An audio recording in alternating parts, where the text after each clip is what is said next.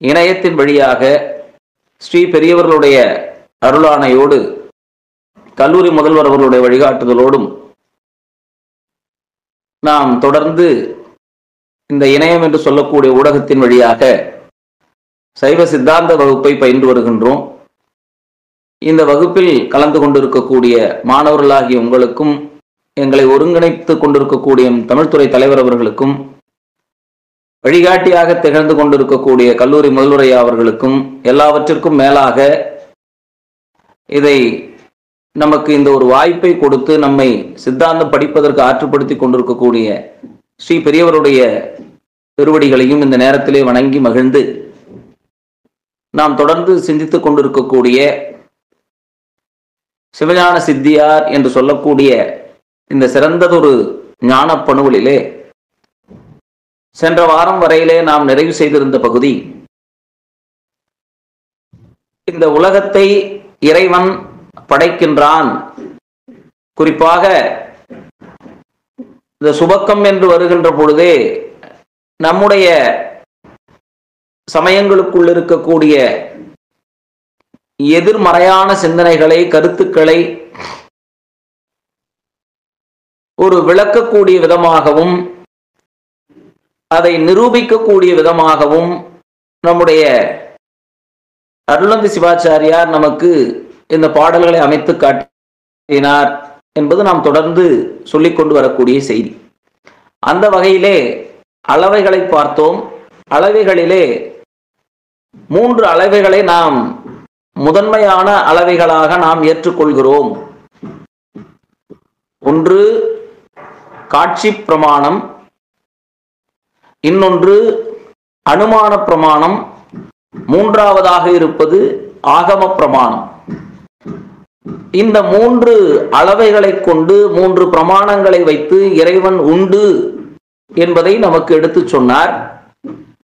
அதை தொடர்ந்து அந்த 3 பிரமாணங்களை உணர்ந்து கொள்வதற்கு ஏதுவாக நமக்கு எந்த கொள்கை துணை நிற்கிறது என்றால் சத்காரியவாதம் என்று சொல்லக்கூடிய ஒரு கொள்கை நமக்கு துணை நிற்கிறது என்பதையும் கடந்த வகுப்பிலே நாம் சிந்தித்தோம். உள்ளதுதான் தோன்றும், இல்லது தோன்றாது என்று சொல்லக்கூடிய அந்த சத்காரியவாதம், அதற்கு அருமையான உதாரணங்களை நம்முடைய அருணந்தி சிவாச்சாரியார் இங்கே நமக்கு எடுத்து சொல்லி இருந்தார். ஒரு பானை என்ற ஒரு பொருள் இருக்கிறது என்று சொன்னால் அந்த பானையினுடைய மூலப்பொருளாக மண் தேவைப்படுகிறது. அதற்கு துணை பொருள்களாக, துணை காரணங்களாக திகிரியும் கோலும் தேவைப்படுகிறது. இவையெல்லாம் இருந்தாலும் கூட பானை தானாக உருவாகி விடுமா என்றால் உருவாகாது. உருவாக்குபவன் ஒருவன் இருக்கின்றான் என்றெல்லாம் சென்ற வாரம் சிந்தித்தோம். அதை தொடர்ந்து இறைவன் இந்த உலகை படைக்கின்றான். படைப்பதனாலே இந்த உலகம் இறைவனால் படைக்கப்படுகிறது என்கின்ற பொழுது இறைவன் எங்கிருந்து இந்த உலகத்தை படைக்கிறான் என்ற ஒரு வினா நமக்குள் எழுகிறது. அதற்கு விடை சொல்லும் விதமாக இறைவன் தருபவன், இந்த உலகை தரக்கூடிய பரம்பொருளாகிய இறைவன் எப்படி இருக்கிறான்?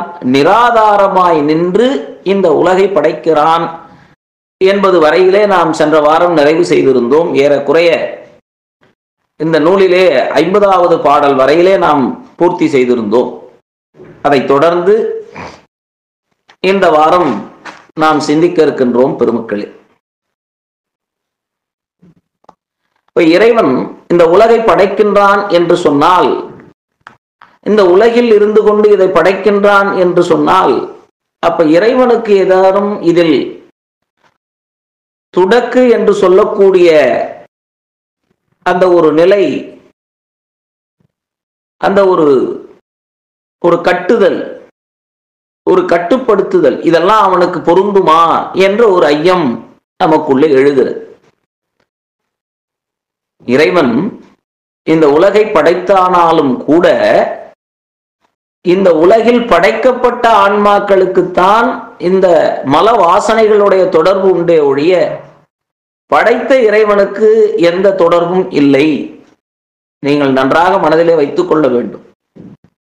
அவனால் படைக்கப்பட்ட நம்மை போன்ற இந்த ஆன்மாக்களுக்குத்தான் இந்த உலகத்தோடு சம்பந்தம் ஏற்படுகின்ற பொழுது, இந்த உயிர் இந்த உலகத்தோடு சம்பந்தத்தை வைத்துக் கொள்ளுகின்ற பொழுது, அதனால் வரக்கூடிய போகங்களை நுகர்கின்ற பொழுது, இந்த உலகத்தில் இருக்கக்கூடிய போகங்களை நுகர்கின்ற பொழுது, அந்த நுகர்வதற்குத்தான் இறைவன் எதை நமக்கு கொடுத்திருக்கிறான் என்றால் இந்திரியங்களை கொடுத்திருக்கிறான். இப்படி இவையெல்லாம் யாருக்கு உண்டு என்றால் இந்த உலகிலே வந்து தோன்றி வாழ்ந்து மறையக்கூடிய இந்த ஆன்மாக்களுக்கு உண்டே ஒழிய இறைவனுக்கு அது இல்லை என்ற ஒரு கருத்தை முன்வைக்கிறார். சரி, இறைவன் படைத்து விட்டான் என்று சொன்னால் அப்ப இந்த உலகை யார் மீண்டும் ஒடுக்குவது என்ற ஒரு வினாவிற்கு விடை சொல்கிறார். உயிரவை ஒடுங்கி பின்னும் உதிப்பது என் அரண்பால் எண்ணில் செயிர் உறும் மலத்தின் ஆகும் சிதைந்தது ஏது எண்ணில் சித்தத்து அயர் ஒழி காரியங்கள் அழியும் காரணம் கிடக்கும் பயில் தரும் காரியம் பின் பண்டுபோல் பண்ணும் ஈசன். சர்வ சங்காரகாரனாக இருக்கக்கூடிய இறைவன் இந்த உலகை படைத்து மீண்டும் தன்னுள் ஒடுக்கிக் கொள்கிறான் என்று சொல்லுகின்ற பொழுது, இதனால் இறைவனுக்கு ஏதேனும் குற்றம் வருமா? அருமையான ஒரு வினா விடை அமைப்பிலே இவர் நமக்கு அதை எடுத்து சொல்லிக் கொண்டு செல்கிறார். இப்ப நாம ஒரு பொருளோடு சம்பந்தப்படுகிறோம், ஒரு பொருளோடு தொடர்பு படுகிறோம். சாதாரணமா சொல்லணும்னாலே உலகியல்ல நாம அவரவர்கள் வேலை செய்யக்கூடிய அந்த ஒரு பணியை இயல்பா அவருடைய பேச்சை வச்சே கண்டுபிடிச்சிடலாம். வேடிக்கையா ஒரு நகைச்சுவை சொல்லுவாங்க. இரண்டு நண்பர்கள் ஒன்றாக இருக்கிறார்கள் என்று சொன்னால் அதை இந்த மின் பணியாளர்கள், எலக்ட்ரீஷியன், அவங்க சொல்ற போது அவங்க ரெண்டு பேரும் ரொம்ப நல்லா மெல்ட் ஆயிட்டாங்கப்பா என்று சொல்லுவார்கள். அவங்க ரெண்டு பேரும் நல்லா சிமெண்ட்டும் சுண்ணாம்பும் போல இல்ல சிமெண்ட்டும் கல்லும் போல நல்லா கலந்துட்டாங்க, உறவாயிட்டாங்கப்பா அப்படின்னு ஒரு கொத்தனார் பேசுவார். இதெல்லாம் எதை காட்டுகிறது? ஏனென்றால் இந்த ஆன்மா எத்தகைய குணம் கொண்டதுன்னா சார்ந்ததின் வண்ணமாகும். அப்ப இந்த ஒரு ஐயம் நமக்கு வருகிறது. என்ன ஐயம் வருகிறது? அப்ப இறைவன் இந்த உலகை படைத்து மீண்டும் தன்னுள் ஒடுக்கி கொள்கிறான் என்கின்ற பொழுது, இந்த உலகம் அவனோடு சம்பந்தப்படுவதனாலே அவனுக்கு இந்த ஆன்மாவுக்கு வரக்கூடிய இந்த மல வாசனை அவனுக்கு ஏதேனும் இருக்குமா என்ற ஒரு ஐயத்தை முன்வைக்கிறார். அப்படி என்றால் அவனுக்கும் அது வராது. அதற்கு காரணம் சொல்றார். இப்ப நமக்கு இன்னொரு சந்தேகமும் வரலாம். அப்ப இறைவனால படைக்கல அப்படின்னு சொன்னா அப்ப இந்த உலகம் அப்படியே தானே இருந்திருக்கணும். அப்ப உலகம் நிலையில்லாமல் இருக்கிறது. அப்ப நிலையில்லாத உலகம் அழிவை பெறுகிறது என்றால் அதை அழிக்கக்கூடிய ஒருவன் இருக்கிறான். எப்படி உலகத்தை படைக்கிற போது ஒருவன் இருக்கிறான் என்பதை நாம் தெளிவுபடுத்தி கொண்டோமோ அதுபோல இந்த உலகம் ஒடுங்குகிற போது அதை ஒடுக்கக்கூடிய ஒருவன் இருக்கிறான் என்பதையும் உணர்ந்து கொள்ள வேண்டும் அப்படின்னு சொல்றார். சரி, எதற்காக இதை இறைவன் செய்கிறான்? ஏன் இந்த உலகத்தை படைக்கிறான் மீண்டும் ஒடுக்குறான் அப்படின்னு கேட்டீங்கன்னா, இந்த உயிரினுடைய இழைப்பு, இந்த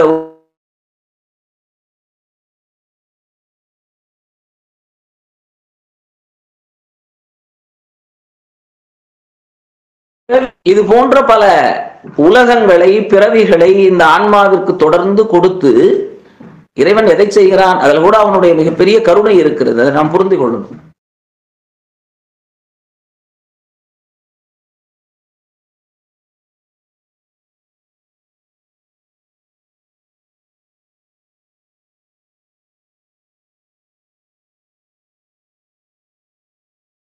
ஏன் நமக்கு இத்தனை பிறவிகள் என்றால், இந்த உலகை நாம் மீண்டும் மீண்டும் படைப்பதற்காக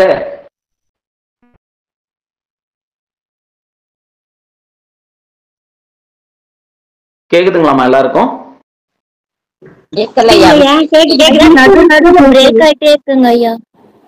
சரிங்கம்மா, சரிங்க. அதான் இங்க இந்த நெட்வொர்க் கொஞ்சம் இதாயிடுச்சு, அதனாலதான் அதை மறுபடியும் ரெஃப்ரெஷ் பண்ணி போட்டேன். சரிம்மா. அப்படி இந்த உலகம், இந்த உயிரினுடைய இந்த இழைப்பு ஒழிய வேண்டும் என்பதற்காக, இழைப்பு நீங்க வேண்டும் என்பதற்காக இறைவன் இந்த உலகத்தை ஒடுக்குவதும் மீண்டும் படைப்பதும் ஆகிய இந்த செயல்களை இறைவன் நமக்கு தொடர்ச்சியாக செய்து கொண்டு வருகிறான். அதுதான் இந்த பாடல்ல சொல்ற, உயிரவை ஒடுங்கி பின்னும் உதிப்பது என் அரண்பால் எண்ணில். இது பெருமானிடத்திலே என்று நாம் வைத்துக் கொண்டோம் என்று சொன்னால், செயிருறும் மலத்தின் ஆகும் சிதைந்தது ஏது எண்ணில் சித்தத்து அயர்வுழி காரியங்கள் அழியும். இதனால என்ன ஆகும் அப்படின்னா, இந்த மீண்டும் மீண்டும் நாம் எடுக்கக்கூடிய அந்த இந்த உயிர் பெற்றிருக்கக்கூடிய அந்த வினை வலிமை அது அழியும். அதுதான் இழைப்புன்னு சொல்றோம். பயில் தரும் காரியம் பின் பண்டுபோல் பண்ணும் ஈசன். மீண்டும் என்ன பண்றார் அப்படின்னா, இந்த உலகத்தை, இந்த உயிர்களை கொஞ்சம் அதனுடைய வினையை போக்கி மீண்டும் அந்த உலகத்தை படைத்து அந்த உயிரினுடைய வினையை போக்குவதற்காக நீங்க ஒரு விஷயத்தை நல்லா மனசுல பதிய வைத்துக் கொள்ள வேண்டும். ஏன்னா மாணிக்கவாச சுவாமி சொல்ற செய்தி நமக்கு எல்லாருக்கும் தெரியும். திருவாசகத்தில் சொல்றார், புல்லாகி பூடாய் புழுவாய் மரமாகி பல்விருகமாகி பறவையாய் பாம்பாகி கல்லாய் மனிதராய் பேயாய் கணங்களாய் வல் அசுரராகி தேவராய் அப்படின்னு நாம் எத்தனையோ பிறப்புகள் எடுக்கிறோம். அருணகிரிநாதர் அழகா சொல்லுவார், நாம் என்ன பண்றோம் அப்படின்னா, எருவாய் கருவாய் தன்னிலே உருவாய் இவர் போய் அவர்வாய் அப்படின்னு மாறி மாறி மாறி மாறி இந்த பிறப்பை எடுத்துக்கிட்டே இருக்கிறோம். அப்ப இந்த உயிர் ஒடுங்கி மீண்டும் தோன்றுகிறது. அப்படி ஒடுங்கி தோன்றுகிறது என்று சொல்லுகின்ற பொழுது அதை இறைவன் ஒடுக்குவது எதற்காக என்றால், அதனுடைய அந்த மலத்தினுடைய தாக்கத்தை குறைப்பதற்கு தான். அதுவும் அவனுடைய கருணை, அதை நம்ம புரிஞ்சுக்கணும். பெரிய கருணை உடையவன் பெருமான். மீண்டும் படைப்பது எதற்கு? அப்படியே விட்டுட்டாலும் இந்த ஆன்மாவுக்கு முக்தி கிடைக்காது. அப்ப என்ன பண்ணணும்? மீண்டும் ஒரு பிறப்பை கொடுத்து மீண்டும் இந்த ஆன்மாவை படைக்கிறான் என்று நாம் பார்க்கிறோம். பயில் தரும் காரியம் பின் பண்டுபோல் பண்ணும் ஈசன் அப்படின்னு சொன்னார்.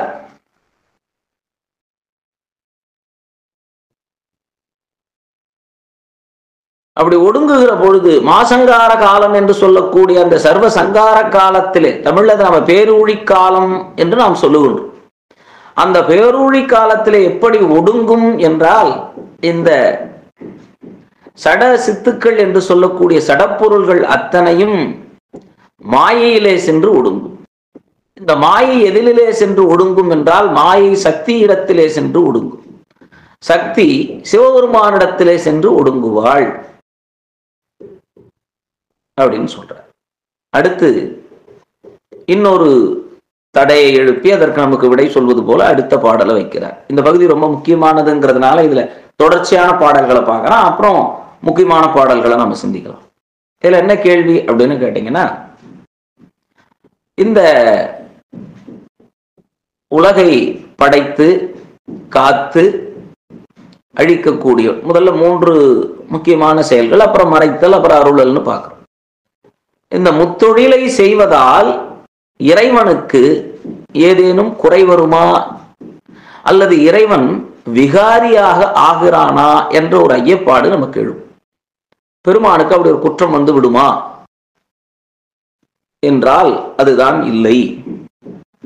தோற்றுவித்தழித்து பின்னும் துடைத்தருள் தொழில்கள் 3 போற்றவே உடையன் ஈசன் புகுந்தது விகாரம் எண்ணில் சாற்றிய கதிரோன் நிற்க தாமரை அலரும் காந்தம் கான்றிடும் கனலை நீரும் கரந்திடும் காசினிக்கே. இது எதை போல அப்படின்னு ரொம்ப அருமையான ஒரு உதாரணத்தை, ஓமையை நமக்கு சொல்லுகிறார். இந்த 3 தொழில்களையும், அதாவது படைத்தல், காத்தல், அழித்தல் என்று சொல்லக்கூடிய இந்த முத்தொழிலையும் இறைவன் தொடர்ந்து செய்து கொண்டிருக்கிறான். இன்னும் சொல்ல போனால் அது பெருமானுக்கு எப்படி என்றால், அது ஒரு விளையாட்டு. அதை படைக்கிறது, மீண்டும் ஒடுக்குவது, மீண்டும் இந்த உலகை படைப்பது என்ற அந்த ஒரு பெரு விளையாட்டை இறைவன் சர்வ சாதாரணமாக செய்து கொண்டிருக்கிறான். அப்படி செய்வதனாலே அவனுக்கு ஏதேனும் அவனுக்கு அந்த விகாரத்தன்மைனா இருக்கிறதுல இருந்து வேறுபடக்கூடிய ஒரு தன்மை வந்து விடுமா என்றால் வராது. அதற்கு உதாரணம் என்ன சொல்கிறார் என்றால், ஒரு சூரியனுடைய முன்பாக சூரியனுக்கு முன்பாக சூரியகாந்தி கல் என்று ஒரு கல் இருக்குது. நம்ம அதை லென்ஸ்ன்னு ஆங்கிலத்தில் சொல்றோம். அதன் மூலமா நாம என்ன பண்றோம், அந்த ஆடியை கொண்டு போய் வெளியில காண்பிச்சோம்னா அதன் வழியா அந்த கதிர்கள் படுகின்ற பொழுது கீழே நாம நெருப்பை மூட்ட முடிகிறது. ஒன்று. அடுத்து இரண்டாவது சொல்றார், அதே அந்த சூரியனுடைய ஒளிக்கிரணங்கள் பட்டு அங்கே என்ன ஆகிறது, தாமரை மலர்கிறது. 2. மூன்றாவது, இந்த உலகத்தில் இருக்கக்கூடிய நீரை எல்லாம் ஆவியாக்கி அதை சுவரும்படி செய்யக்கூடிய அந்த ஒரு செயல் இந்த சூரியனுடைய வெப்பத்தாலே நடக்கிறது. ஏறக்குறைய 2-3 நாட்களாவே வெயிலினுடைய தாக்கம் அதிகமா இருக்குது. நாமெல்லாம் உணர ஆரம்பிச்சிருக்கோம். பனி போயிருச்சு. இப்ப இந்த 3 செயலையும் வேணுமென்றால் நாம் இதை இப்படி கூட அமைத்துக் கொள்ளலாம். சூரியனுடைய ஒளியை கொண்டு தாமரை மலர்கிறது என்று சொல்லுகின்ற பொழுது அது தோற்றம். இந்த உலகில் இருக்கக்கூடிய பொருள்களை எல்லாம் நீரை எல்லாம் வற்றச் செய்து மீண்டும் இந்த உலகை அழிக்கக்கூடிய ஒரு தன்மையிலே அங்கே சூரியனுடைய ஆற்றல் ஆடியின் வழியாக படுகின்ற பொழுது அது அங்கே இருக்கக்கூடிய பொருளை எரிக்கிறது என்று பார்க்கிறோம். இப்படி செய்வதனாலே சூரியனுக்கு ஏதேனும் கலங்கம் உண்டா என்றால் சூரியனுக்கு எந்த கலங்கமும் வராது. அந்த ஒளிக்கற்றை மலரச் செய்கிறது. மீண்டும் அது எங்கே சென்று ஒடுங்குகிறது, மாலையிலே அந்த கற்றை மீண்டும் சூரியனிடத்திலே சென்று ஒடுங்கி விடுகிறது. அதுபோல இங்கே இந்த செயல்கள் செய்வதாலே 3 செயல்களையும் செய்வதனாலே பெருமானுக்கு எந்த விகாரமும் ஏற்படுவதில்லை. நமக்கு ஏதாவது அந்த மாதிரி சூரியனுக்கு ஏதாவது குறை வருகிறதா, அல்லது நாள் ஆக ஆக முதல்ல ஆரம்பிக்கும் போது சூரியனுடைய வெப்பம் அதிகமா இருந்தது, இந்த மாதிரி குறை சேர்ந்து இப்ப வேகம் குறைஞ்சு போச்சு அல்லது அதனுடைய தீட்சண்யம் குறைஞ்சு போச்சுன்னு நாம சொல்ல முடியுமா? முடியாது. நிகழ்கால உலகத்துல இருக்க வெயில் தான் அதிகமாகிட்டு இருக்கு. பத்திரிகைகளை போடுறான், 50 வருடங்களுக்கு முன்பு இது போன்று வெயில் அடிக்கவில்லை, 60 வருடங்களுக்கு முன்பு இது போன்று வெயில் அடிக்கவில்லைன்னு. ஆக அந்த சூரியனுக்கு எந்த விதமான கலங்கமும் ஏற்படுவதில்லை. அது போன்று இதை படைத்து மீண்டும் ஒடுக்கக்கூடிய இறைவனுக்கும் இதனால் எந்தவித கலங்கமும் ஏற்படுவதில்லை. இந்த 3 தொழில்களையும் செய்யக்கூடிய அந்த ஆற்றல், அந்த தலைமை, அது அந்த உரிமை யாருக்கு உண்டு என்றால் அது சிவபெருமான் ஒருவனுக்கே உண்டு என்று அடுத்து சொல்கிறார். நமக்கு சந்தேகம் வரலாம், அப்ப படைக்கிறதுனால பிரம்மா பெரியவரா, இல்ல காப்பதனாலே திருமால் பெரியவரா, அல்லது இந்த உலகை அழிப்பதனாலே ருத்ரன் பெரியவனா என்ற சந்தேகங்கள் நமக்கு வரலாம். இன்னும் சொல்ல போனால் இதை யார் படைக்கிறார் யார் அழிக்கிறார் என்பதனாலே அவர்கள் பெரியவர்களா என்ற ஐயப்பாடும் நமக்கு தோன்றலாம். அதற்கு விடை கூறும் விடமாக இதை சொல்றார். உரைத்த இத்தொழில்கள் 3 மூவருக்கு உலகம் ஓத வரைத்து ஒருவனுக்கே ஆக்கி வைத்தது இங்கு என்னை என்னில் விரை கமலத்தோன் மாலும் ஏவலான் மேவினோர்கள் புரைத்த அதிகார சக்தி புண்ணியம் நன்னலாலே. உலகை படைத்து காத்து அழிக்கக்கூடிய அந்த உரிமை யாருக்கு உண்டென்றால் சிவபெருமானுக்குத்தான் உண்டு. அப்ப இவர்கள்லாம் யார்? அதை நாம ஏற்கனவே சொல்லியிருக்கிறோம். இறைவனுடைய கருணையை பெற்று இறைவனால் அதிட்டித்து இந்த செயல்களை செய்யக்கூடியவர்கள், இறைவனிடத்திலே இருந்து இந்த படைத்தல் தொழிலை செய்வதற்கு அதிகாரத்தை பெற்றவர்கள், இந்த காத்தல் தொழிலை செய்வதற்கு அதிகாரத்தை பெற்றவர்கள். திருமாலாகட்டும், பிரம்மாவாகட்டும், இவர்கள் எல்லாம் ருத்ரனாகட்டும். அத சொல்றார். அப்ப உரிமை யாருக்குடையது என்றால் இந்த உரிமை சிவபெருமானுக்குரியது. மூவருக்குலகம் ஓத வரைத்து ஒருவனுக்கே. இந்த உலகத்துல இந்த உரிமை யாருக்கு மட்டும் உண்டுனா சிவபெருமானாகிய பரம்பொருள் ஒருவனுக்கே உண்டு. அப்ப இவர்கள் மூவருக்கும் இது எப்படி கிடைத்தது? அடுத்த கேள்வி நமக்கு வரும் இல்லையா? அது அவர் கூட சொல்றார். என்னன்னா, இதெல்லாம் அவர்கள் செய்த புரைத்த அதிகார சக்தி புண்ணியம் நன்னலாலே. பிரம்மா எவ்வளவு பெரிய புண்ணியம் பண்ணியிருந்தா படைக்கக்கூடிய அந்த பணியை பிரம்மாவிடம் படைத்திருப்பார். திருமால் எவ்வளவு புண்ணியம் செய்திருந்தால் இந்த உலகை காக்கக்கூடிய அந்த செயலை அவரிடத்திலே இருந்தவர் பெற்றிருப்பார். அதுபோல ருத்ரன் எவ்வளவு புண்ணியம் செய்திருந்தால் இந்த உலகை அழிக்கக்கூடிய ஆற்றலை பெற்றிருப்பான் என்றெல்லாம் சொல்லி அவர்களெல்லாம் இந்த நிலை பெற்றது எதனாலே என்றால் புரைத்த அதிகார சக்தி புண்ணியம் நன்னலாலே.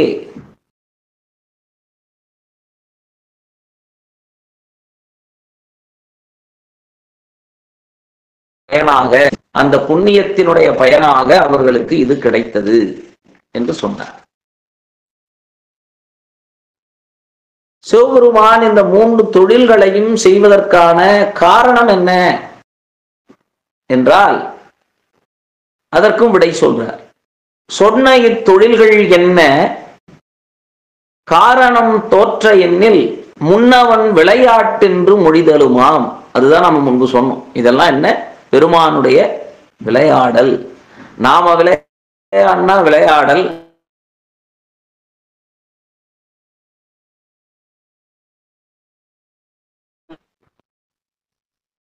முன்னவன் விளையாட்டென்று மொழிதலுமாம் உயிர்க்கு மன்னிய புத்தி முத்தி வழங்கவும் அருளால் முன்னே துண்ணிய மலங்கள் எல்லாம் துடைப்பதும் சொல்லலாமே.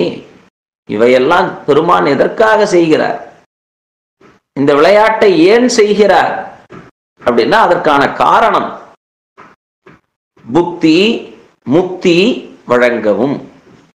நல்லா புரிஞ்சுக்கணும். ஏன் பெருமான் நமக்கு பிறவியை கொடுக்கிறான்னா இந்த பிறவியை நாம் இறைவனுக்குண்டானதாக அமைத்துக் கொள்ளுகின்ற பொழுது இந்த பிறவியிலே நாம் நல் வினைகளை செய்து இரு வினை ஒப்பு என்று சொல்லக்கூடிய அந்த உயர்ந்த நிலையை பெற்று மீண்டும் பிறவாத ஒரு நிலையை, அதுதான் முக்தி. இறைவனுடைய திருவடியிலே கலந்திருத்தல் தான் முக்தி. அந்த முக்தியை கொடுப்பதற்காக முக்தி வழங்கவும் அருளால் முன்னே. அது மட்டும் இல்லைங்க, பெருமானுடைய அருளால நமக்கு என்ன ஆச்சு? துண்ணிய மலங்கள் எல்லாம் துடைப்பது.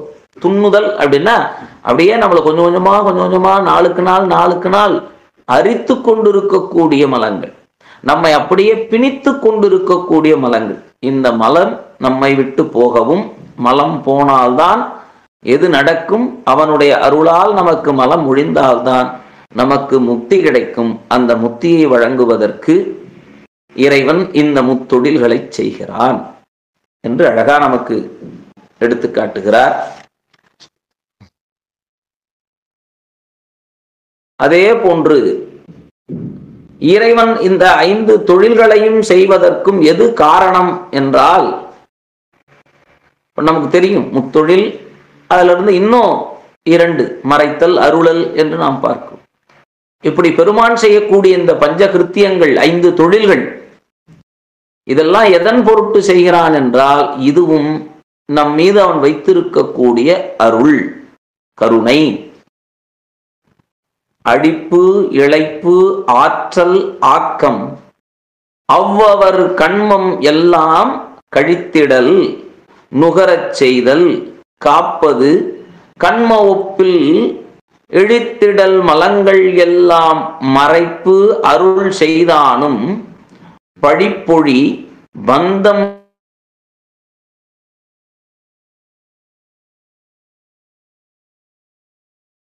காட்டுகிறது. அவனுடைய அருள் குணத்தை நமக்கு காட்டுகிறது. கொஞ்சம் பாருங்க. அதாவது இல்லங்கள் தோறும் எழுந்தருளி, ஏன் சுவாமி வர? இல்லங்கள் தோறும் எழுந்தருளி செங்கமல பொற்பாதம் தந்தருளும் சேவகனைனர் காட்டாதனவெல்லாம் காட்டி தாழ் தாமரை காட்டி சுவாமி தன்னுடைய திருவடியை காண்பிச்சு ஆட்கொள்றார். இதெல்லாம் எது? அவனுடைய கருணை. இது நாம அடிக்கடி சிந்திக்கிற கருணை. ஒருபடி மேல போய் சொல்றார், இந்த உலகத்தை அவன் படைத்து காத்து அழித்து மறைத்து அருளக்கூடியதே அவனுடைய கருணை. யாருக்காக சார் இதெல்லாம் செய்கிறார் சுவாமி என்றால், நமக்காக நான்மாக்கள் பொருட்டு இந்த உலகத்தை படைத்து காத்து அழித்து மறைத்து அருளக்கூடிய செயலை செய்கிறார் என்றால் இதெல்லாம் அவனுடைய அருள்.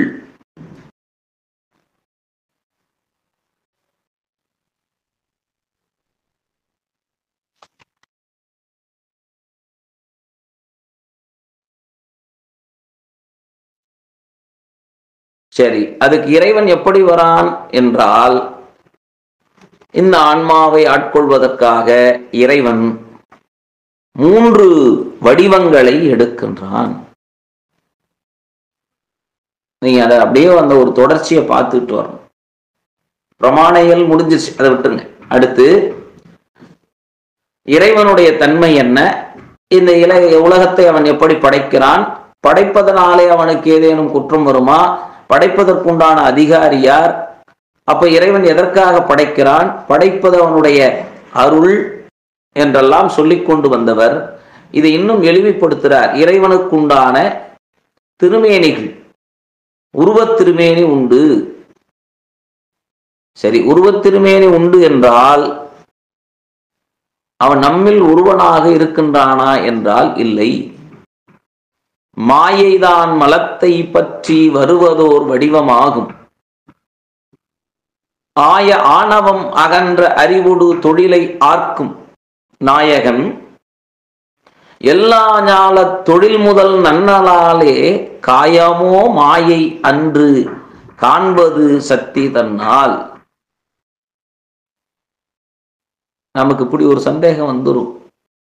என்ன சந்தேகம் வந்துரும்?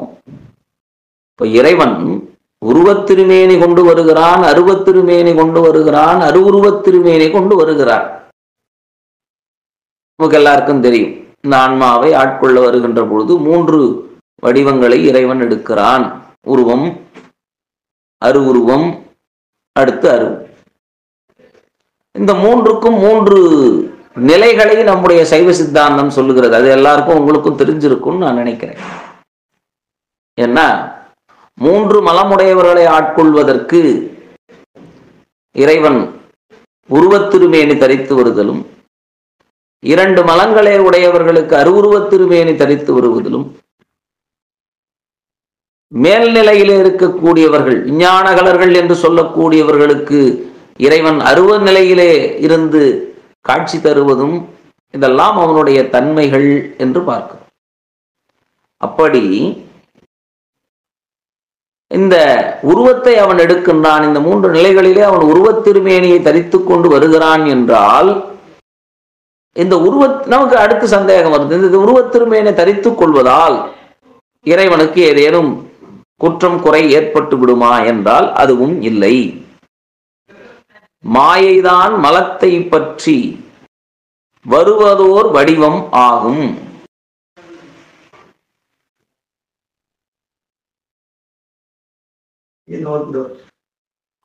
அதுல சொல்றார் என்னன்னா, இந்த மாயனுடைய காரணத்தினால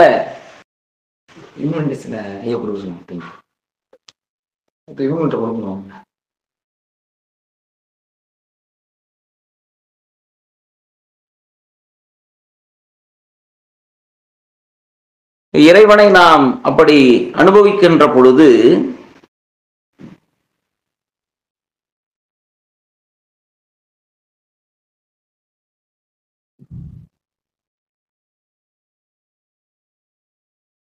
இறைவனுக்கு இப்படி ஒரு வடிவம் தரிப்பதனாலே குற்றம் உண்டா என்றால் அவனுக்கு குற்றம் உண்டாகாது. ரொம்ப அழகா சொல்றார். என்னன்னு கேட்டீங்கன்னா, அனாதிமுக்த சித்துருவாகிய பசுபதி என்று சொல்லக்கூடிய அந்த பெருமானுக்கு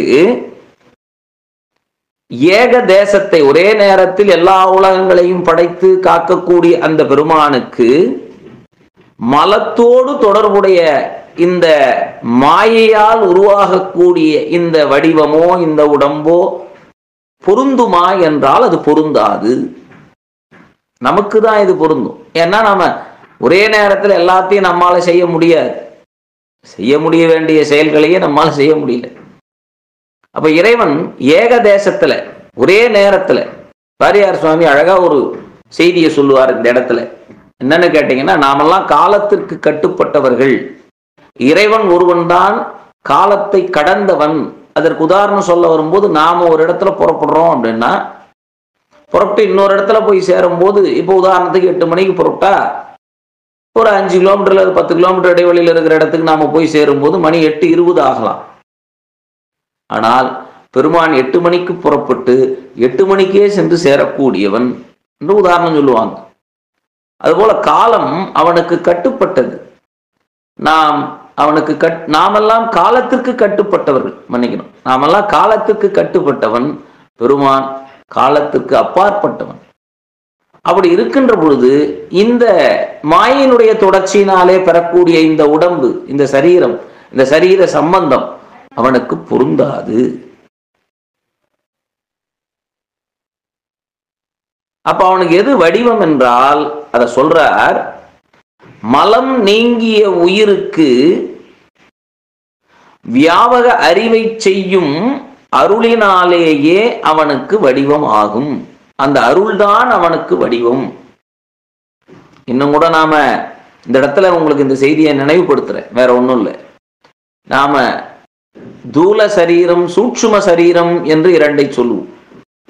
அதுல அந்த சூட்சும தேகம் எதுன்னு கேட்டீங்கன்னா, இறைவனுடைய அருள் தேகம். அதற்கு இப்படிதான் இருக்கும் அப்படிதான் இருக்கும் வடிவம் சொல்ல முடியாது. ஆகவே அது அவனுடைய அருளாலான வடிவம் அப்படின்னு நமக்கு தெளிவுபடுத்துறார்.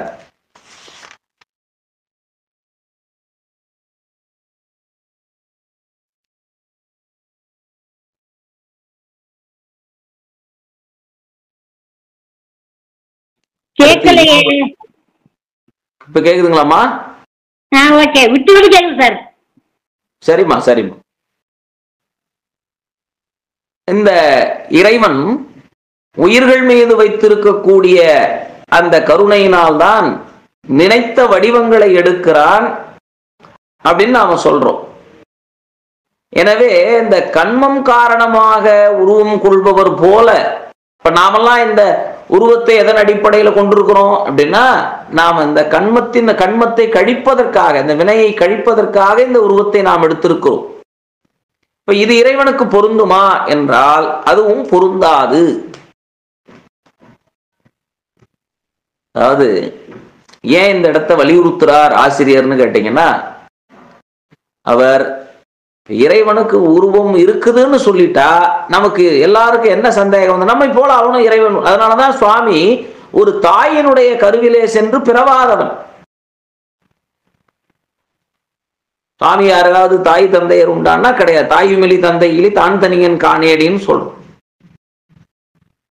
அப்படி இருக்கக்கூடியவன் இந்த வடிவம் கொள்வதும் எதனாலேன்னா அவனுடைய அருள். அந்த அருளுக்கு ஒரு வடிவத்தை நாம கொடுத்தா அதுதான் அவனுடைய வடிவம் சொல்ற. அப்படி அருள் வடிவம் கொள்வதனாலேயும் அவனுக்கு குற்றம் சேராது. குறித்ததொன்றாக மாட்டா குறைவிலன் ஆதலாலும் நெறிப்பட நிறைந்த ஞானத்து தொழில் உடை நிலைமையானும் வெறுப்பொடு விருப்பு தன்பால் மேவுதல் இலாமையானும் நிறுத்திடும் நிறைந்த மேனி நின்மலன் அருளினாலே. இதெல்லாம் எது? நின்மலன். சுவாமிக்கு என்ன பேர்? அருமையான சொல்ல இங்க பயன்படுத்துறார். வெறுப்பொடு விருப்பு தன்பால் மேவுதல் இலாமையால். பெருமானுக்கு ஏதாவது விருப்பு வெறுப்பு உண்டான்னா கிடையாது. நிறுத்திடும் நிறைந்த மேனி, அருளே வடிவமாக நிறைந்திருக்கக்கூடிய இந்த மேனி எப்படிப்பட்டதுன்னா நம்மளை போல மலசார்பு உடையதல்ல, அது நின்மலமான மேனி. அடுத்து இன்னும் ஒரு படி போய் மேல சொன்னார். இறைவன் இந்த உருவம் கொள்ளுவதிலும் அவருடைய இன்றியமையாம ஏன் அதை கட்டாயம் இந்த உருவத்தை எடுக்கிறான் அப்படிங்கிறதுக்கான அடுத்த விளக்கத்தை சொல்ற. ஆரணம் ஆகமங்கள் அருளினால் உருவு கொண்டு காரணன் ஆகில் கதிப்பவர் இல்லை ஆகும். நாரணன் முதலாய் உள்ள சுரர் நரர் நாகர்க்கெல்லாம் சீரணி குரு சந்தான செய்தியும் சென்றிடாவே.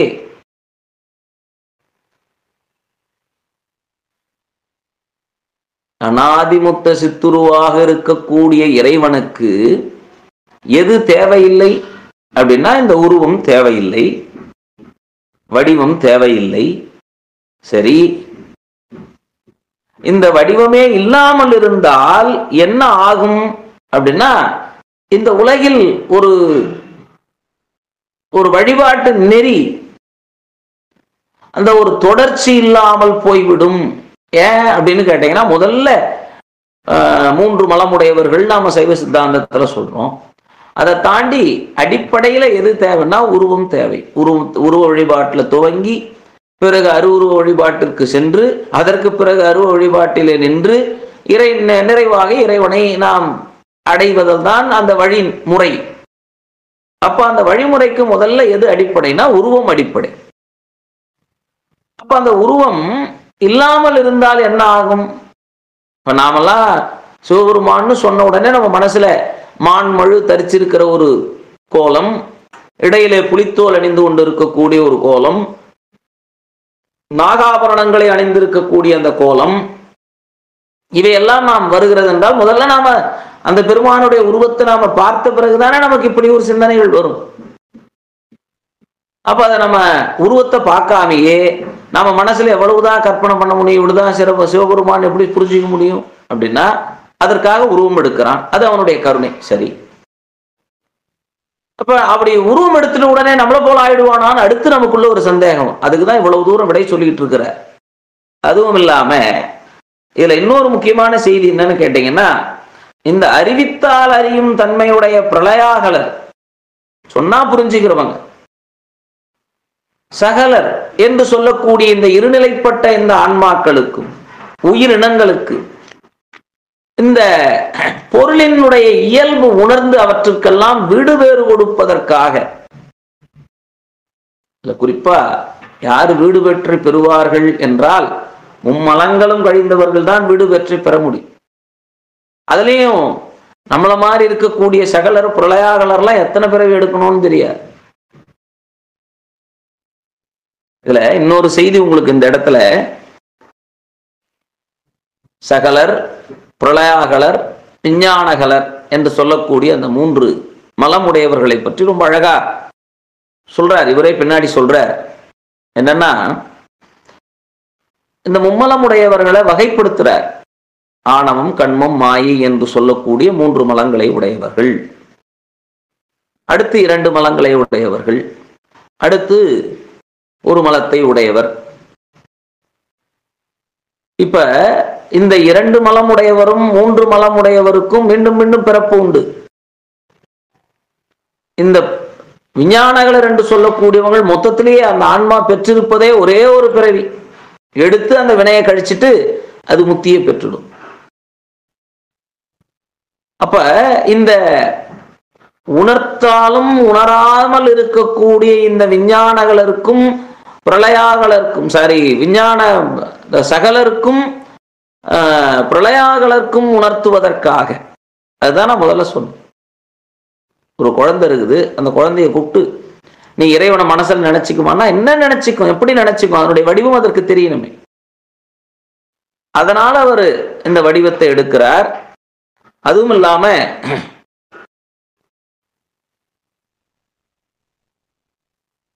அப்படி வடிவம் எடுக்காமல் போனால் என்ன ஆயிடும் அப்படின்னா, அந்த ஒரு அருளக்கூடிய அந்த தன்மை திருமால் முதலிய தேவர்களுக்கும், அதை தொடர்ந்து இருக்கக்கூடிய மானுடர்களுக்கும், அதை தொடர்ந்து இருக்கக்கூடிய இந்த நாகர்களுக்கும், இப்படியெல்லாம் இருக்கக்கூடிய அந்த குரு பரம்பரை, குரு மரபில் வைத்து அருளக்கூடிய அந்த ஒரு தன்மை இல்லாமல் போய்விடும். இன்னும் எளிமையா சொல்லணும்னா, நமக்கு முதல்ல யாருன்னு கேட்டீங்கன்னா குரு. குருவே சிவமென கூறினன் நந்திங்கிறார் திருமூலர். அந்த குருவே நமக்கு இல்லை என்று சொன்னால் நமக்கு யார் இறைவனை காட்டுவது? அப்ப குரு எடுத்த உடனே நமக்கு இறைவன் இப்படித்தான் இருப்பான், அவனுடைய சூட்சுமத்தையும் அவனுடைய அந்த வியாபகத்தன்மையும் சொன்னால் இந்த சிற்றறிவுடைய ஆன்மாவாலே உணர்ந்து கொள்ள முடியுமானா உணர்ந்து கொள்ள முடியாது. அடுத்து இன்னொரு பாட்டுல சொன்னார், இன்னொரு படி மேல போய் சொன்னார், உருவருள் குணங்களோடும் உணர்வருள் உருவில் தோன்றும் கருமமும் அருள் அரண்தன் கரசரணாதி சாங்கம் தரும் அருள் உபாங்கம் எல்லாம் தான் அருள் தனக்கு ஒன்று இன்றி அருள் உரு உயிர்க்கு என்றே ஆக்கினன் அசிந்தன் என்றே.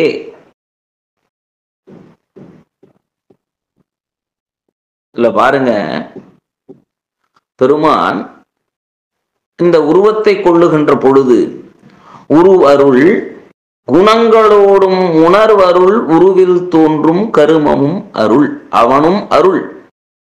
அவன் உடம்பிலே அணிந்து கொண்டிருக்கக்கூடிய அத்தனையும் நமக்காக கருணையின் பொருட்டு இறைவன் அறிந்திருக்கிறான். சிவபெருமானுக்கு ஏதாவது வேண்டுதலா? நாம தான் வேண்டுதல் வைக்கிறோம். என்ன வேண்டுதல் வைக்கிறோம்? எப்பா எனக்கு இந்த காரியம் நல்லபடியா முடிஞ்சிருச்சுன்னா உனக்கு தேங்காவில் மாலை கட்டி சாத்துறோன்னு. ஒரு பிள்ளையாருக்கு சங்கடகர சதுர்த்திக்கு ஒரு 50 தேங்காவை மொத்தமா மாலையா கோர்த்து எடுத்து போய் கழுத்துல போட்டுரும். நாம போட்டுட்டு இருப்போமா 10 நிமிஷம்? ஆனா நாம அப்படி ஒரு வேண்டுதலை வைக்கிறோம்.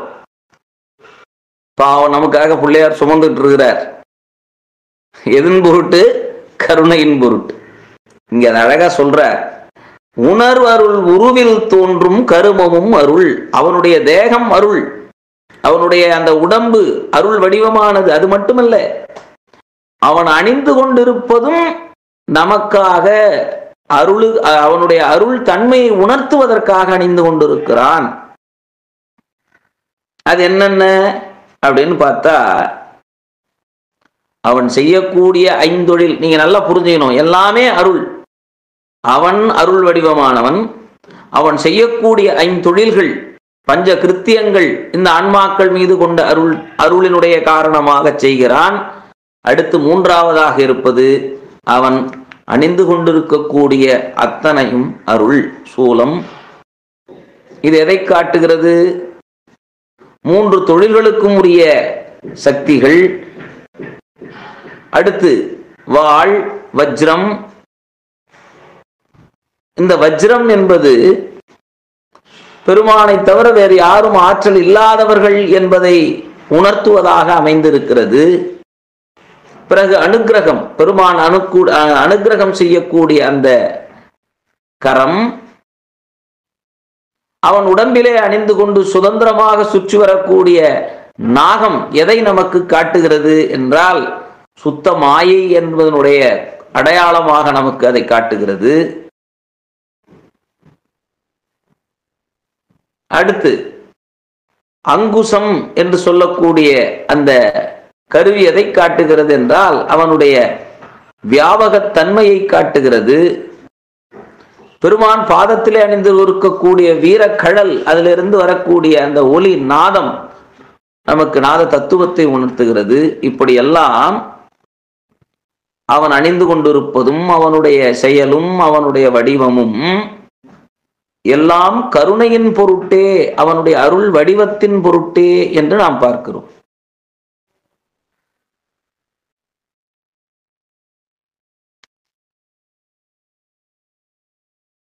இந்த மாதிரி தொடர்ந்து நிறைய பாடல்கள்ல சொல்றார் அவர்.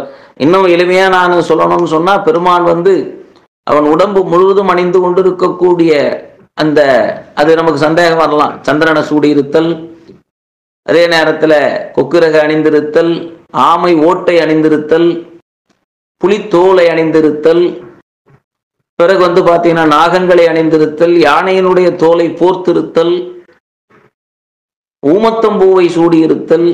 இதெல்லாம் என்னன்னு கேட்டீங்கன்னா, இது எல்லாமே இப்ப நாம் சொன்னதுல பெரும்பாலானவை இந்த தாரகவனத்து முனிவர்கள் என்று சொல்லக்கூடிய முனிவர்கள் சிவபெருமானை அழிப்பதற்காக ஏவி அனுப்பப்பட்ட அபச்சார வேள்வியிலே இருந்து அனுப்பப்பட்டவைகள்.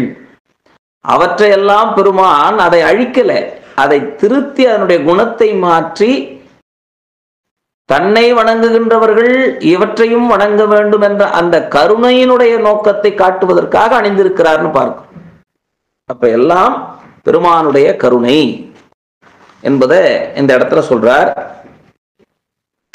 அதே நேரத்துல இவ்வளவும் செய்தவன் இறைவன் எப்படி இருக்கிறான் என்றால் நம்முடைய கருணைக்கு அப்பாற்பட்டவனாக, நம்முடைய சிந்தனைக்கு அப்பாற்பட்டவனாக இறைவன் இருக்கிறான். ஒன்றொடு ஒன்று ஒவ்வா வேடம் ஒருவனே தரித்து கொன்று நின்றால் உலகம் நீங்கி நின்றனன் என்றும் ஓரார். அன்றி அவ்வேடம் எல்லாம் அருள்புழி தொழில்கள் என்றும் ஓரார். கொன்றது வினையை கொன்று நின்றத குணம் என்றும் ஓரார். இறைவன் நம் பொருட்டு எடுக்கக்கூடிய இந்த வடிவங்கள், இதையெல்லாம் சில பேர் இன்னும் உணர்ந்து கொள்ளாமல் இருக்கிறார்கள். இன்னொரு 3 வகையும் சொல்லுவார்கள், அதையும் இந்த நேரத்தில் நினைவுபடுத்துறேன். இறைவன் நம் பொருட்டு எடுக்கக்கூடிய போக வடிவம், கோர வடிவம், யோக வடிவம், இந்த 3 வடிவங்கள் இருக்கிறது. அந்த வடிவங்கள் எல்லாமும் ஒருவன் தான் இத்தனை வடிவங்களையும் தரித்து வருகிறான் என்பதையும் உணர்ந்து கொள்ள மாட்டார்கள். இன்னும் சொல்ல போனால் நமக்கு போகம் வீடு என்று சொல்லக்கூடிய அந்த யோகத்தை அருளக்கூடியவனும் இறைவன் என்பதையும் அவனுடைய அனுக்கிரகம் இதுதான் என்பதையும் உணர்ந்து கொள்ள மாட்டார்கள். இப்படியெல்லாம் இங்கே இந்த ஆன்மாக்கள் உணர்ந்து கொண்டிருக்கிறது என்று சொல்லுகிறார்.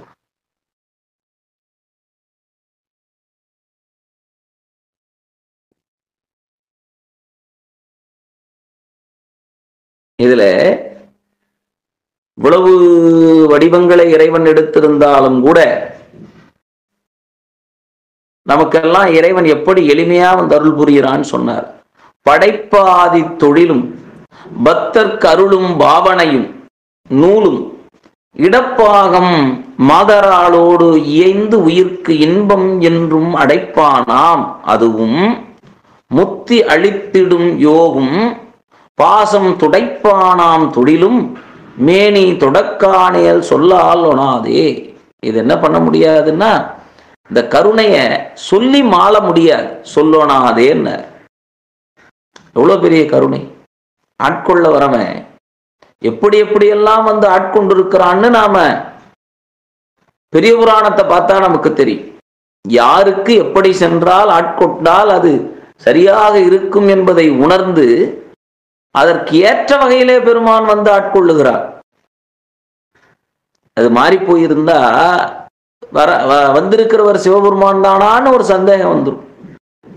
இப்ப எதை கேட்டாலும் கொடுக்கிறார், பிள்ளை கறி சமைச்சு கொடுக்கிறார் சிறு தொண்டர்ன்றதுனால சிறு தொண்டர் ஆட்கொள்ள வந்தவர் எப்படி வந்தார்?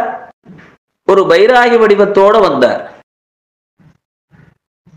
அதுபோல அடியவர்களை ஆட்கொள்வதற்கு பல வடிவங்கள் எடுக்கிறான். அதுல குறிப்பா பெரும்பாலும் இறைவன் நமக்கு காட்சி கொடுக்கக்கூடிய அருளக்கூடிய வடிவம் எதுன்னு கேட்டீங்கன்னா, உமாதேவியோடு இருந்து அருளக்கூடிய அந்த திருமேனி சோமாஸ்கந்த மூர்த்தத்தோடு தான் காட்சி கொடுக்கிறான். அதுவும் அவனுடைய அருள் வடிவம் சொன்னார். படைப்பாதி தொழிலும் பக்தர்க்கருளும் பாவனை, நம்மை போன்ற பக்தர்களுக்கு அவன் அருளக்கூடிய அந்த பாவனை, அந்த செயல் எப்படி இருக்கிறதுன்னா, நூலும் அந்த நற்கோலத்துல உபவீதம் என்று சொல்லக்கூடிய பூநூலை அணிந்து கொண்டும் இடப்பாகம் மாதரோடு தன்னுடைய இடது பக்கத்திலே உமாதேவியோடு இயைந்து உயிர்க்கு இன்பம் என்றும் அடைப்பான். மாதேவி இருந்தாதான் இறைவன் நமக்கு கருணை புரிவான். ஏன்னா கருணையினுடைய அருள் ஆற்றல், சக்தி என்பவள் யாருன்னு கேட்டீங்கன்னா இறைவனுடைய அருள் ஆற்றல். இப்ப நாம எதை படிச்சுட்டு இருக்கிறோம்னா, இறைவன் அத்தனையும் அருள் வடிவமானவன்.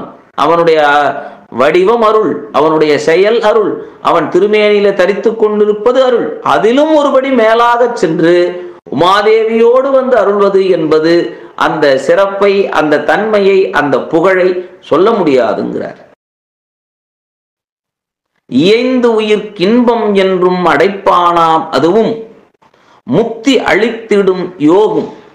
அதோடு மட்டும் இல்லைங்க, எவ்வளவு பெரிய கருணையாளன் பாருங்க. முக்தியை கொடுக்கிறோம். அதெல்லாம் சாதாரணமா எல்லாராலையும் வாங்கிட முடியுமா? வாங்க முடியாது.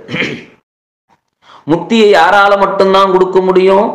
சிவபெருமான் ஒருவனால மட்டும்தான் முக்தியை கொடுக்க முடியும். வேற எந்த கடவுளாலையும் முக்தி கொடுக்க முடியாது. அப்ப முக்தி அளித்திடும், முக்தி அளிக்கிறதுக்கு முன்னாடி என்ன நடக்கணும்? பாசம் துடைப்பானா, நம்ம கிட்ட இருக்கிற அந்த பாசத்தை துடைச்சு எடுத்தாதான் நாம முக்திக்கு செல்ல முடியும். தொழிலும் மேனி தொடக்கானேல் சொல்லனாதே. இவ்வளவும் நாம் எளிதில் சொல்லிட முடியுமான்னா சொல்லிவிட முடியாது. எல்லாம் அவனுடைய அருள். அதே போல இங்க சொல்றார். இவ்வளவு உருவத் திருமேனியினுடைய சிறப்பு சொல்லிட்டு வந்தார் இல்லையா? அடுத்து இந்த அருவுருவத் திருமேனியும் அருவத் திருமேனியினுடைய சிறப்பையும் சொல்றார். அடுத்த பாடல். உருமேனி தரித்து கொண்டது என்றலும் உருவிறந்த அருமேனி அதுவும் கண்டோம், அருவுரு ஆனபோது திருமேனி உபாயம் பெற்றோம், செப்பிய மூன்றும் நம் தம் கருமேனி கழிக்க வந்த கருணையின் வடிவம். இந்த மூன்று வடிவம், உருவம் பெருமானுக்கு பலவிதமான உருவங்கள். சோமாஸ்கந்தர்னு வச்சுக்கிறோம், சந்திரசேகர்னு வச்சுக்கிறோம், பைரவர்னு கும்பிடுறோம், அப்புறம் பாத்தீங்கன்னா வீரபத்திரர்னு வணங்குறோம். பல வடிவங்கள். இது உருவத் திருமேனி. அடுத்து அரு உருவம், லிங்க வடிவத்திலே அரு உருவமாக, பாதி உருவம் பாதி அருவம், அரு உருவமாக வணங்குகிறோம்.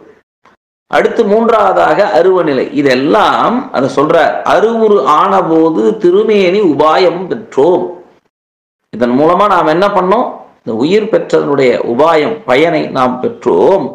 செப்பிய மூன்றும், சொன்ன இந்த மூன்றும் எதற்காக இறைவன் செய்கிறான் என்றால், அதுவும் நம் தம் கருமேனி கழிக்க வந்த கருணையின் வடிவு. நம்முடைய வினையை கழிப்பதற்காக இறைவன் எடுக்கக்கூடிய வடிவங்கள். நம்முடைய வினையை கழிக்கிறதுக்கு நாம பிறப்பெடுக்கலாம். ஆனா இறைவன் ஏன் இதையெல்லாம் செய்கிறான் என்றால், இந்த ஆன்மா அப்படியாவது இந்த வினை கடல்லே இருந்து நீந்து வருமா என்பதற்காக அவன் வடிவம் எடுக்கிறான். அது அவனுடைய கருணைன்னு சொன்னான்.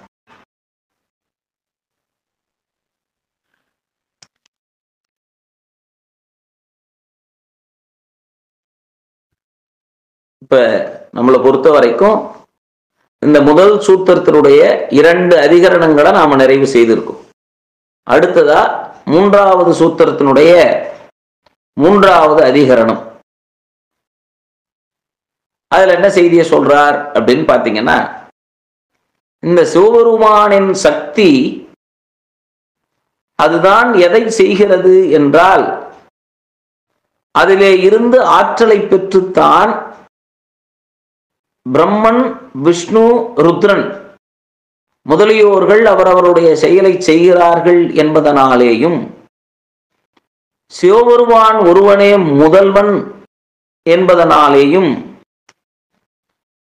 அவனுக்கு இந்த பிரம்ம விஷ்ணுக்கள் எல்லாம் வேண்டப்பட்டவர்கள். அதாவது அவனுடைய செயலை ஏற்று அதிட்டித்து, என்ன அவர்களால் சுயமா செய்ய முடியாது.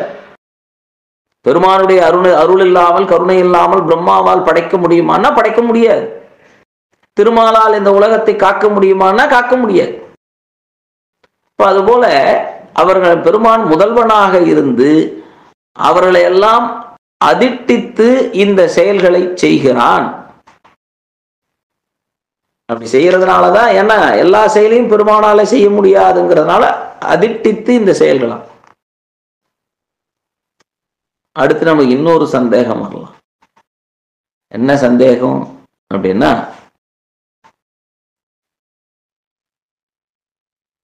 இப்ப சிவபெருமானிடத்திலே இருந்து பல சக்திகள், பல ஆற்றல்கள், பல அருள் ஆற்றல்கள் நமக்கு கிடைக்குதுன்னு பார்க்கிறோம். அதாவது உமாதேவி, அப்புறம் பிரம்மா, விஷ்ணு, அப்புறம் திருமால், அதுக்கப்புறம் பாத்தீங்கன்னா மகேஸ்வரன், அப்புறம் பாத்தீங்கன்னா சதாசிவன். இது போல பெருமானிடத்திலே இருந்து பிரிந்து இந்த உலகை நடத்தினாலும் கூட இவையெல்லாம் எதனுடைய வெளிப்பாடு என்றால், சிவசக்தி என்று சொல்லக்கூடிய பெருமாட்டினுடைய தடத்த அருளே இவையெல்லாம் என்று விளக்குகிறார். இதை நாம இன்னும் கொஞ்சம் விரிவா பார்க்கணும். சக்திதன் பலவோ எண்ணில் தான் ஒன்று. கொஞ்சம் கவனிக்கணும் நீங்க. என்னன்னா, இவ்வளவும் பெருமானுடைய கருணை கருணைன்னு சொல்லிட்டு வந்தோம், அருள் வடிவம் சொல்லிட்டு வந்தோம். அந்த அருள் வடிவம் இந்த சக்தியினுடைய தடத்த இந்த நிலைகள் பல இருந்தாலும் அப்போ எந்த கருத்தை இங்க வலியுறுத்துறாருன்னா, சிவபெருமான் ஒருவனே கடவுள். அப்ப மற்றவர்கள் எல்லாம் கடவுள்கள் அல்ல. ஏன்? அவர்களால் சுயமாக படைக்கவோ காக்கவோ அழிக்கவோ முடியாது அப்படிங்கிறதான் இங்க மீண்டும் வலியுறுத்துறார். சக்திதான் பலவோ எண்ணில் தான் ஒன்று அநேகமாக வைத்திடும் காரியத்தால் மந்திரி ஆதிக்கெல்லாம் உய்த்திடும் ஒருவன் சக்தி போல் அரணுடையதாகி புத்தி முத்திகளை எல்லாம் புரிந்து அவன் நினைந்தவாராம். இதற்கு ஒரு உதாரணம் சொல்றார். என்ன உதாரணம் சொல்றார் அப்படின்னா, அரசன் ஒருவன் தான். அரசனால எல்லா செயலையும் செய்துவிட முடியாது. அப்ப அரசன் என்ன செய்யறான்? அவனுக்கு ஏற்ற வகையில பல அமைச்சர்களை அமைத்துக் கொள்கிறான். அமைச்சர்கள் அந்த செயல்களை செய்தாலும் கூட பல அமைச்சர்களை உருவாக்கி பல துறைகளை ஒதுக்கி கொடுத்து இந்த செயலை நீங்கள் செய்யுங்கள் என்றாலும் கூட அது அமைச்சர்கள் செய்ததாக தான் ஆகாது. அப்ப அது யார் செய்ததாகும்? அரசன் செய்ததாகும். அதுபோல எவ்வளவு அருமையான உலகியலோடு கூடிய ஒரு உதாரணம் பாருங்க. எல்லா துறையும் இப்ப இருக்கிற முதலமைச்சர் பாத்திர முடியுமான்னா முடியாது. அதுக்காக தான் கல்வித்துறை தனி, அதுக்கப்புறம் பாத்தீங்கன்னா சட்டத்துறை தனி, நிதித்துறை தனி, நீதித்துறை தனி, இப்படி பல துறைகளை வைத்துக் கொண்டு பல அமைச்சர்களை நியமித்து அந்த செயலை செய்து கொண்டு வருகிறார். அதுபோல என்று உலகியல் உதாரணத்தை ரொம்ப அழகா எடுத்து சொல்லி இறைவன் இந்த செயல்களை எல்லாம் படைத்தல் காத்தல் அழித்தல் அருளல் மறைத்தல் என்று சொல்லக்கூடிய இந்த செயல்களை எல்லாம் இந்த ஐவரை கொண்டு செய்தாலும் கூட கடவுள். அப்ப நமக்கு ஒரு சந்தேகம் வந்துடும் இல்லையா? இப்ப இவ படைக்கிறதுனால பிரம்மா பெரியவர் ஆயிடுவார் இல்லையா? காக்கிறதுனால திருமால் பெரியவர் ஆயிடுவார் இல்லையா? ஆனா அப்படி அல்ல. அவர்கள் அந்த செயல்களை செய்தாலுமே கூட யார்தான் பரம்பொருள் என்றால் சிவபெருமான் ஒருவன்தான் பரம்பொருள். ஏனென்றால் பெருமானுடைய அருளாலேதான் இவர்கள் படைக்கக்கூடிய காக்கக்கூடிய அழிக்கக்கூடிய அந்த நிலையை பெற்றார்கள் என்று இந்த இடத்திலேயும் நமக்கு அதை வலியுறுத்துகிறார் என்று சொல்லி இன்றைய நாள் வகுப்பிலே ஒரு அருமையான ஒரு பகுதியாக இது ஏறக்குறைய நாம் எப்படி எடுத்துக்கொள்ளலாம் என்றால், சிவபெருமானுடைய ஒரு புகழை சிறப்பை அவனுடைய பெருமையை நமக்கு பலவாறாக எடுத்து சொல்லக்கூடிய ஒரு பகுதியாக இன்றைய தினம் அமைந்திருக்கிறது என்று சொல்லி இதுகாரும் இருந்து கேட்ட அத்துணை பெருமக்களுக்கும் நல்லதொரு வாய்ப்பை வழங்கிய நம் கல்லூரி முதல்வர் மற்றும் ஸ்ரீ பெரியவருடைய அருளுக்கும் இந்த நேரத்திலே மீண்டும் வணங்கி துறைத்தலைவர் உள்ளிட்ட பேராசிரியர் பெருமக்களையும் மாணவர்களையும் வணங்கி நிறைவு செய்கிறேன். நன்றி, வணக்கம்.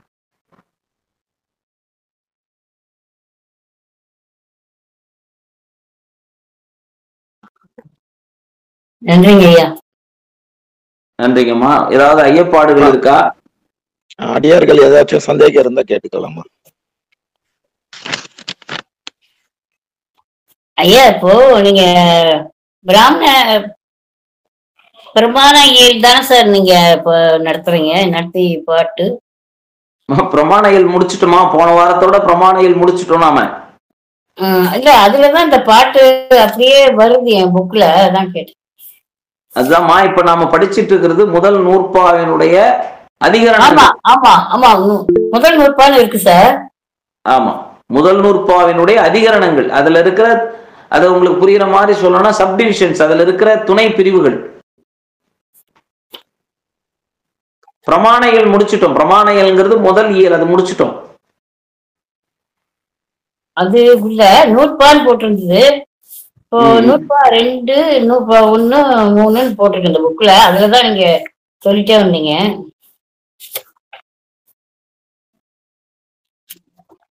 சரிங்கம்மா, அது பாத்துக்கலாம், அது ஒன்றும் பிரச்சனை இல்லை.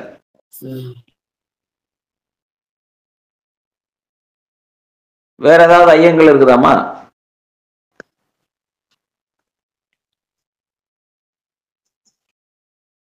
சரிங்கம்மா, முறையா நன்றி உரை சொல்லிடுவோம். இந்த சைவ சித்தாந்த இணைய வகுப்பு தொடர்ந்து 6ஆம் வகுப்பாக இன்று நடந்து முடிந்தது.